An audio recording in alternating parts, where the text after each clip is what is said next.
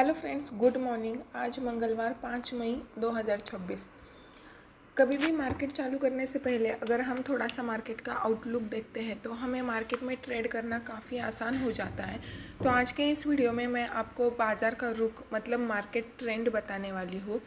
तो आज बाज़ार के क्या प्रमुख समाचार और एक्शन है वो हम देखेंगे। सबसे पहले ग्लोबल संकेतों की बात करें तो ग्लोबल संकेतों में थोड़ा सा हमें दबाव दिख रहा है। मिडल ईस्ट में तनाव के कारण एशियाई बाज़ारों पर दबाव देखा जा सकता है, जिससे रिकॉर्ड ऊंचाई के बाद बाज़ार में थोड़ी नरमी है। अभी दूसरा हम देखते हैं सेंसेक्स और निफ्टी का एक्शन क्या रहेगा। अभी बाज़ार में वॉलेटिलिटी देखी जा सकती है, जैसे कि हमने सोमवार के दिन भी देखा कि रिजल्ट डे था और काफ़ी वॉलेटाइल बाज़ार था। लेकिन कुछ सेक्टर स्पेसिफिक हम देखेंगे तो वहाँ पर तेज़ी हमें कायम देखने को मिलती है। तो अभी ऐसे बाज़ार में हमेशा हमें सेक्टर स्पेसिफिक एक्शन ही लेना पड़ता है। अभी सेंसेक्स निफ्टी अपडेट क्या है कि जब शुरुआती सत्र में सेंसेक्स 356 अंकों की तेज़ी और निफ्टी 24,100 के ऊपर बंद होने के संकेत है।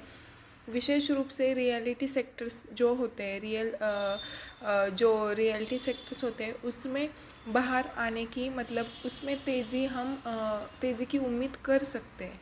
तो ये हुआ बाज़ार का रुख, बाज़ार का ट्रेंड। अभी हम जो स्टॉक्स आज फोकस में रहने वाले उसके बारे में थोड़ा सा डिस्कस करते हैं। तो सबसे पहले टाटा केमिकल जो स्टॉक्स है उसका Q4 का रिजल्ट आज कंपनी पेश करने वाली है।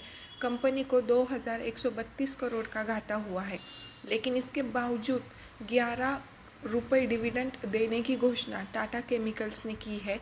अभी यहाँ पे दो चीज़ें हैं, एक तो पहला घाटा और दूसरा डिविडेंड देने की घोषणा की है।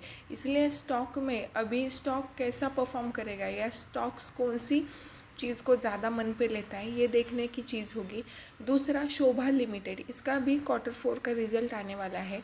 ये रियल इस्टेट कंपनी का मुनाफा 124% बढ़ा है और 6 रुपीज़ का डिविडेंड भी दिया जाएगा, ऐसे कंपनी की ओर से खबर आ रही है। मतलब अभी यहाँ पे दोनों भी पॉजिटिव न्यूज़ है। शोभा लिमिटेड में मुनाफा भी 124% बढ़ा है और 6 रुपीज़ का डिविडेंड भी कंपनी देने जा रही है। नेक्स्ट है अंबुजा सीमेंट का भी Q4 का रिजल्ट है। अडानी ग्रुप की ये कंपनी है और इसका नेट प्रॉफिट जो है 78% बढ़ा है। अभी आईटी सेक्टर की बात करें तो आईटी कंपनियां जो है उनको आरबीआई से 750 करोड़ का ऑर्डर मिला है, जो डेटा सेंटर के लिए क्लाउड इंफ्रास्ट्रक्चर बनाएगी। मतलब ये जो आईटी सेक्टर आईटी इसमें हुआ है।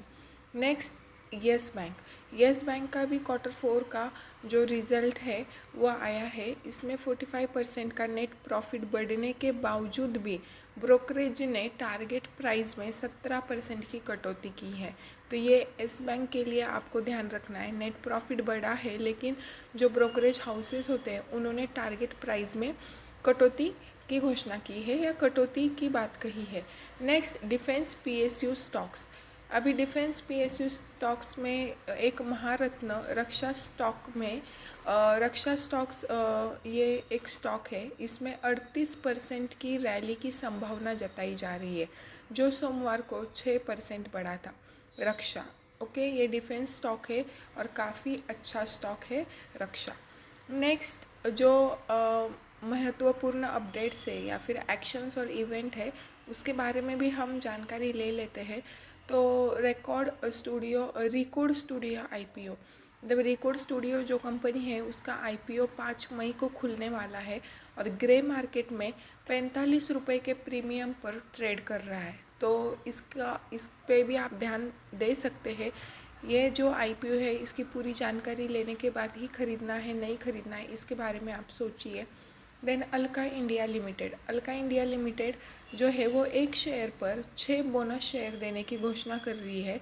इसमें रिकॉर्ड डेट इस हफ्ते जो है वो मतलब इसकी जो रिकॉर्ड डेट है वो इसी हफ्ते की है और कीमत 50 से भी कम है। अल्का इंडिया लिमिटेड मतलब अगर आपके पास इसका अगर एक शेयर है तो इसके ऊपर आपको 6 बोनस शेयर मिल सकते हैं और इसकी जो रिकॉर्ड डेट है मतलब इस हफ्ते में ही आपको वो स्टॉक्स लेना पड़ेगा। अभी अतुल लिमिटेड ने भी ₹30 प्रति शेयर डिविडेंड की घोषणा की है। अतुल लिमिटेड, ये कंपनी आप ज़रूर देखना, अतुल लिमिटेड, क्योंकि प्रति शेयर इसने ₹30 की जो कीमत है, प्रति शेयर आपको ₹30 का डिविडेंड मिलने वाला है। डिविडेंड के इससे भी हम काफ़ी पैसा अर्निंग कर सकते हैं, लेकिन वो स्टॉक भी कंटिन्यूअस आपको रिटर्न देना चाहिए, तभी हमें डिविडेंड स्टॉक्स जो है वो पोर्टफोलियो में रखना मतलब फ़ायदेमंद होता है। Next, Ganga expressway. Ganga expressway, इन शहरों में प्रॉपर्टी के दाम 15% तक बढ़ सकते हैं। मतलब जो गंगा एक्सप्रेसवे के आजू बाजू के शहर है, वहाँ के जो प्रॉपर्टी के दाम है 15% बढ़ सकते हैं। इसलिए वहाँ पे जो कोई भी कंपनियाँ रियल इस्टेट में काम करती है, उनके जो स्टॉक्स है वो काफ़ी अच्छे बढ़ सकते हैं। अभी fields in focus, FII means लगातार 4 तिमाही से हिस्सेदारी बढ़ाने वाले पाँच जो स्टॉक्स है उन पर जो है FIIs की नज़र है। और UAE हमले के बाद क्रूड ऑयल की कीमतों में उछाल आ सकता है, जिससे बाज़ार में हलचल बढ़ेगी। मतलब अभी हमें बाज़ार की जो की पॉइंट्स है वो यही है, crude oil, then Middle East का तनाव और ये सब चीज़ें। निफ्टी भी इन्हीं सब चीज़ों पे ही फोकस करके कारोबार करती है, लेकिन अगर कुछ सेक्टर स्पेसिफिक हम देखेंगे तो उसमें आपको एक्शन दिखने को मिलेगा। डिफेंस सेक्टर, रक्षा स्टॉक है, उस पर आप नज़र रखिए। और बाकी फिर वीडियो कैसा लगा मुझे नक्की कमेंट करके बताइए। और दूसरी बात, आप हमेशा इन्वेस्ट करना सीखिए और इन्वेस्ट करते रहिए। तो आज के इस वीडियो में बस इतना ही था, और मेरे चैनल पे वीडियो देखने के लिए आप सबका फिर से एक बार धन्यवाद। Thank you.